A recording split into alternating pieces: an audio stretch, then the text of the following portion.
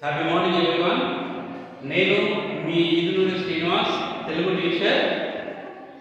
March 21వ తారీఖున తెలుగు పరీక్ష ప్రారంభమవుతుంది. 10వ తరగతి విద్యార్థులను ఉద్దేశించి వారికి ముఖ్యంగా పార్ట్ బి పేపర్లో మరి 20 మార్క్స్ ఉంటుంది. ఆ 20 మార్క్స్ మీద వారు ఫోకస్ చేయాల్సి ఉంటుంది.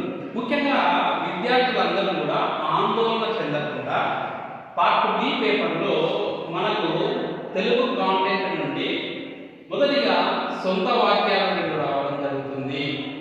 ఆ 2 సొంత వాక్యాన్ని మీరు పదాన్ని అర్థం చేసుకొని ఆ పదానికి సంబంధించినటువంటి మీనింగ్ని మీరు స్పష్టంగా రాయాల్సి ఉంటుంది.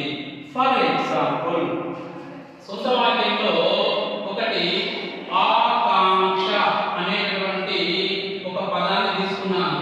అంటే ఆకాంక్ష అనగా అర్థం ఏమిటంటే కోరిక. ఫర్ ఎగ్జాంపుల్, ఈ కోరిక అనే పదానికి తగినటువంటి సమాధానాన్ని మనము చేకూర్చాలి. ఫర్ ఎగ్జాంపుల్, నాకు డాక్టర్ అవ్వాలని కోరిక, లేదా నాకు టీచర్ అవ్వాలని కోరిక.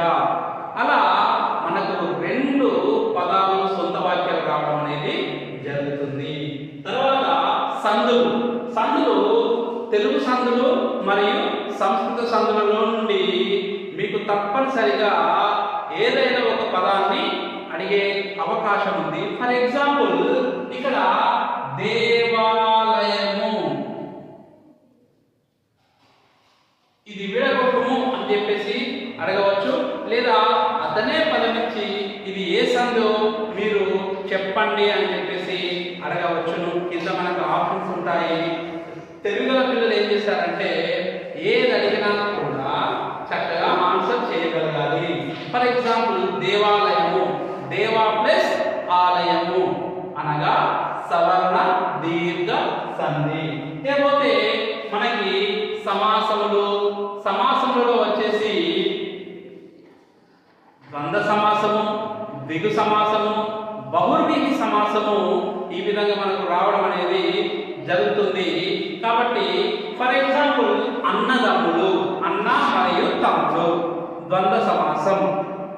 ద్విగు సమాసం, సంఖ్యను సూచించేటటువంటి పదాన్ని ద్విగు సమాసం అని చెప్పేసి చెప్పడం జరుగుతుంది.